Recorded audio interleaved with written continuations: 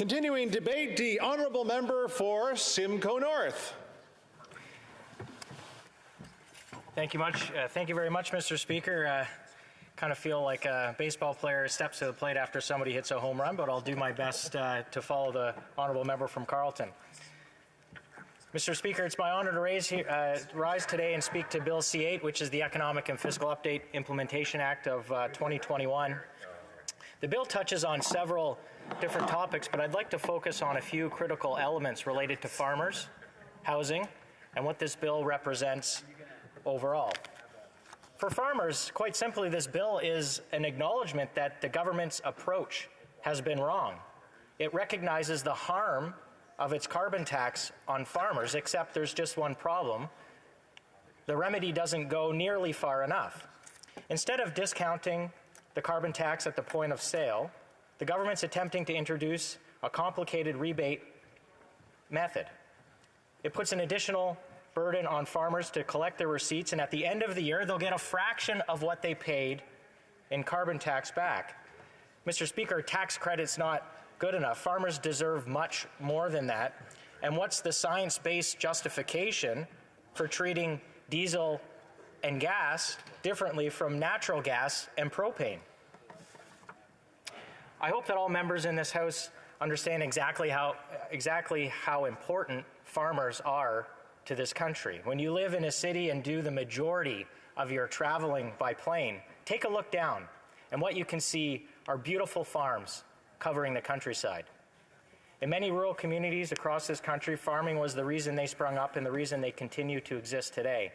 Farming is one of the things Canada is known for internationally. Let me quote the Canadian Agri-Food Alliance. Canada is the 5th largest exporter of agriculture and agri-food products in the world after the EU, US, Brazil, and China. And over 90% of Canada's farmers are dependent on exports. Our farmers are competing with farmers from across the globe. It's a global industry, and farmers across the country, including in my riding, check the prices of global commodities that helps them determine and decide what to plant. They then follow international news to help them inform them of the best time to sell their products. A drought in Germany means farmers know that their canola is likely to rise due to supply and demand factors. When the carbon tax was initially announced, farmers were concerned. They knew they could not raise prices like they can in other industries. There was no way they could reduce the amount of fuel they're using, and increased costs come directly from their bottom line. That means it reduces the amount of money farmers could take home to their families at the end of the year and the amount of money farmers have available to pay workers. If it wasn't clear, farmers use a lot of fuel. A large tractor can hold 400 gallons. Thankfully, the minister understood that taxing diesel and gasoline was a non-starter. But that's not the only fuel that farmers use. Propane and natural gas are critical to farming. Natural gas and propane are cheap and efficient ways to heat and cool large buildings for many farmers. Whether it's the shop they do repair work in, or the place that livestock live in the cold winter months. These fuels are vital to selling most crops because of how farmers dry their products. Before something like corn could be shipped to market, it must be within a specific moisture range. This costs thousands of dollars to dry every month. Last night I spoke to a few farmers in my riding. They think this bill is quite clearly not doing enough. They sent me a copy of a few bills. I have a copy of a bill with me here, and just for the month of October to November, a natural gas bill for a farmer was almost $58,000. The carbon tax on that bill, $13,000, Mr. Speaker. Unbelievable additional cost added to the cost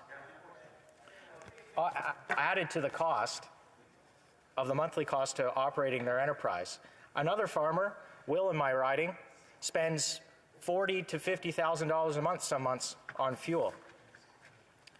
This huge expense to farmers is why the Ontario Federation of Agriculture has been calling on the government to rethink the carbon tax application to farms. In March, the federal government needs to understand and work to lessen the negative impacts of the carbon tax. It negatively impacting the ability for farmers in Ontario to compete in both domestic and international markets. They may have asked for understanding because it appears the government doesn't understand how much damage this is doing. That is perhaps why the Minister of Agriculture felt that it was appropriate to say the carbon tax was not significant for farmers after it was introduced. Although, Mr. Speaker, I'd like to point out that the carbon tax, this is a common theme with this government about not listening to Canadians when developing policy choices. This is where I'd like to thank my honourable colleague, the member for Northumberland Peterborough South, for all of his work on the farm tax carbon file. He said the tax was crippling agriculture. Without his work, the Minister of Agriculture may have continued to believe the carbon tax was insignificant. The member from Peterborough South called for an exemption to the carbon tax and put forward a bill to do just that for natural gas and propane, but with an unnecessary election call, that bill died with the last Parliament. The tax credit proposed is complicated, it's onerous, and it does not make it equitable with other fuels. Mr. Speaker, there's an excellent solution here to help the farmers that's quite simple, and it's not in this bill. The solution is to provide a full exemption at the point of sale. Mr. Speaker, a similar criticism can be directed at this government on the proposed tax on vacant properties, on the national annual 1% tax on the value of non-resident, non-Canadian owned residential real estate that is considered to be vacant or underused. That's very complicated. In the last election, housing was a major theme.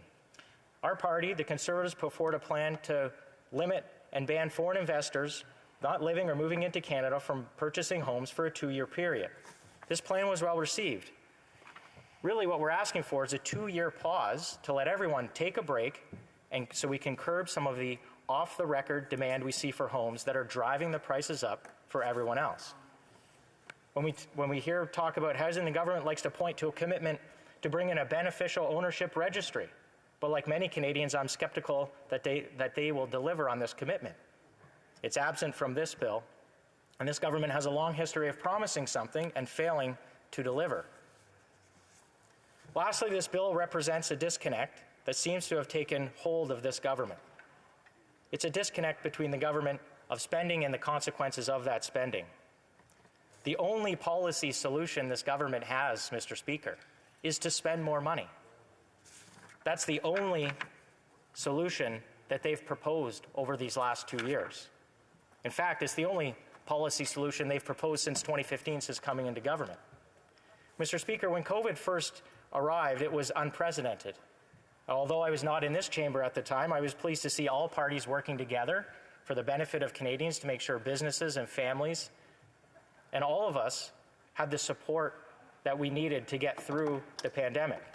But, Mr. Speaker, the time has passed and experts are warning this government to stop the rampant spending and pointing to the effects that spending has on inflation. We need a credible fiscal plan with a focus on growth, not on redistribution, and that acknowledges the risk that additional spending represents to Canadians. Mr. Speaker, I believe the buck has to end somewhere. This House can't keep signing off on billion-dollar pieces of legislation without a plan to find some savings or a plan for how to pay for it. There needs to be a debate where we can find savings to offset some of these new expenditures, which might be worthwhile. That's the very least this government could do. In fact, I would propose this government, for every new spending measure it brings forward, that it finds an offsetting savings somewhere else. This mountain of debt is not the legacy of COVID that we wish to leave for our children. They deserve better than this. Thank you, Mr. Speaker. Question, questions.